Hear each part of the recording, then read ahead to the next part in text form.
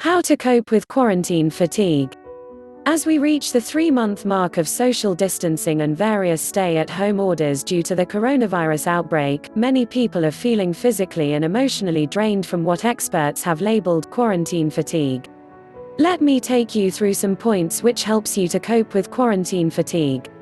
If you are new here, please subscribe to this channel and press bell icon before going any further.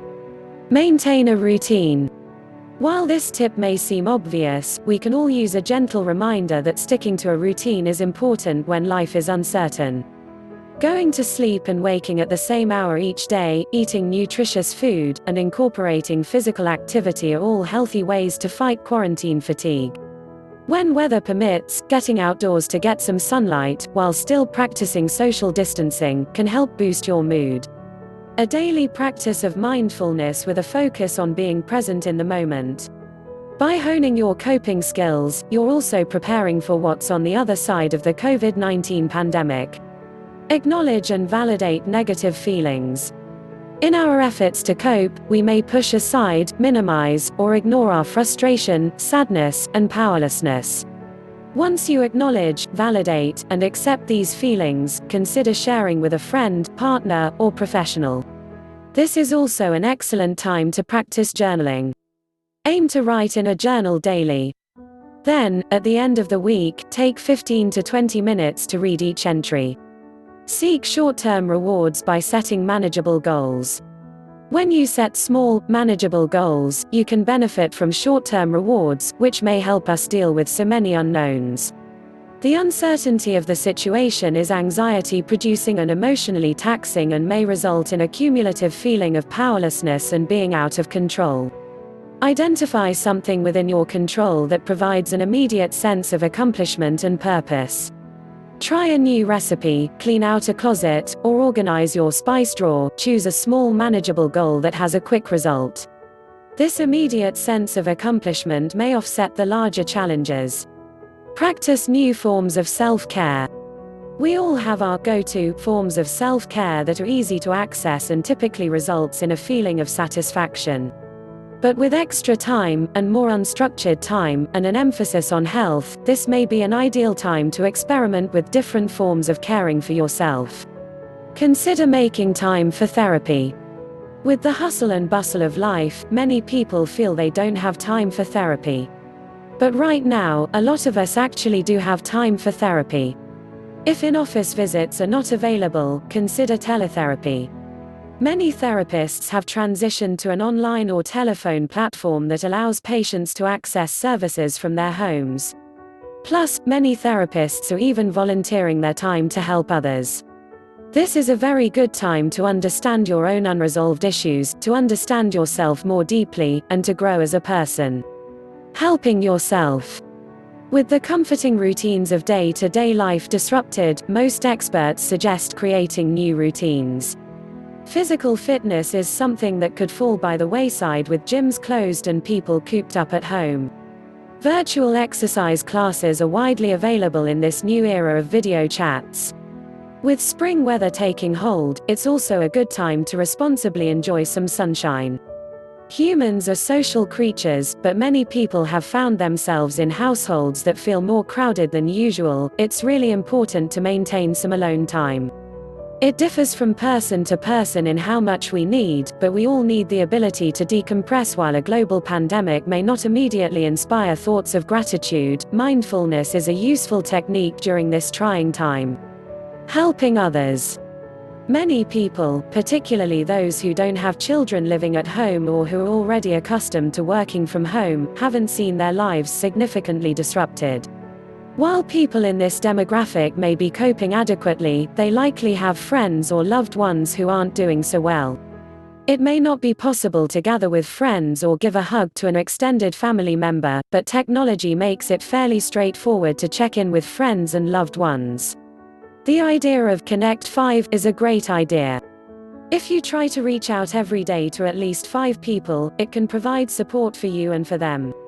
We know that being kind and charitable to other people boosts our own mood, so reaching out and being that cheerful presence for somebody else, maybe by playing a game online with them or just connecting via phone or video conferencing, is a great thing to do. Remember, this will pass. When times are difficult, we think they will last forever, but they don't. Everything changes.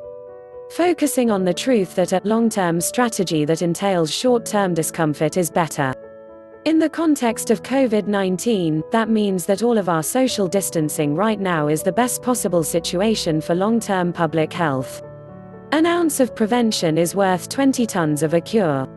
Try to live one day at a time. Think of your life in 24-hour periods. Thinking of your time inside in terms of days rather than weeks can make it feel more manageable. Set up a routine. Get up the same time of day. Take a shower, put on makeup or shave, put on an outfit that makes you feel good. Articulate 2 goals that you want to accomplish that day and do them. Then, and this is important, after your workday is done, log off. Close things down in the evening and lose yourself in a feel-good book or binge. Use this time to take up journaling. Journaling is a great tool during any trying time, but especially right now. Keep a journal of the roller coaster. Then at the end of the week go back and go over them. You'll see a pattern to this all rather than being consumed by the chaos you feel in it. In this order, you'll regain a sense of agency and power. Make new friends. Just because you are social distancing, doesn't mean you can't make new friends or develop relationships. Reach out to at least one person, who is slightly outside your immediate circle of friends and family. Keep expanding this circle. Now more than ever we need to connect to each other through kindness. Think about your life plan. There is no better time to reevaluate your life goals. Articulate 3 goals each in the personal, professional and spiritual areas of your life in the next year. By creating a plan for your future, you'll be able to tolerate the discomfort of the present. To that end, now could also be a great time to think about things you weren't happy with pre-pandemic, and make a vow to switch up that way of thinking when you're able to resume your daily life. Keep using technology to your advantage. Because some degree of physical distancing will remain a necessary part of our lives for the foreseeable future, it is encouraged everyone to continue using technology as a communication tool. Technology cannot adequately replace human contact, but it is nevertheless remarkable that most of us have such robust digital tools to use to stay connected with each other.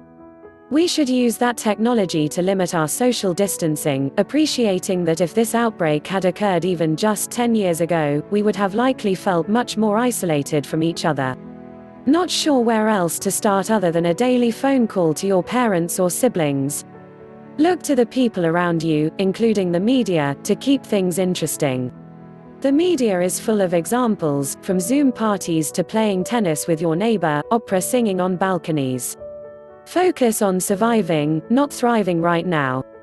We can't maintain perfection in all areas of our lives in this crisis and shouldn't be striving for it.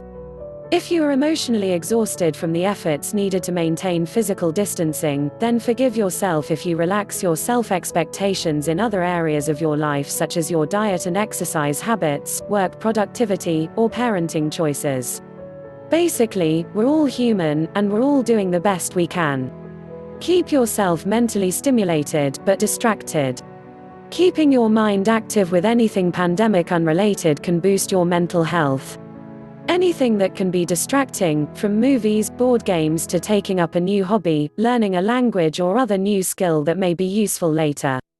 The key is to think about literally anything other than coronavirus during these times, and sticking with it. Patience, vigilance, understanding, and acceptance are key to managing quarantine fatigue. While you may, at times, feel the urge to take a break from social distancing, staying the course is what will help us all get through the coming months and years. Try to think of your day in 24-hour increments, which allows you to take things one day at a time, look for ways to create newness in your day, or find opportunities to experience any small sense of accomplishment. But most importantly, be kind to yourself and recognize that you are not alone. If you are feeling overwhelmed or experiencing severe mood swings, consider seeking professional help. Talk to your doctor for a recommendation to a mental health expert, or, if you're currently in therapy, reach out to your therapist for help. Tell in comment section below how you cope up with quarantine fatigue. Thanks for watching.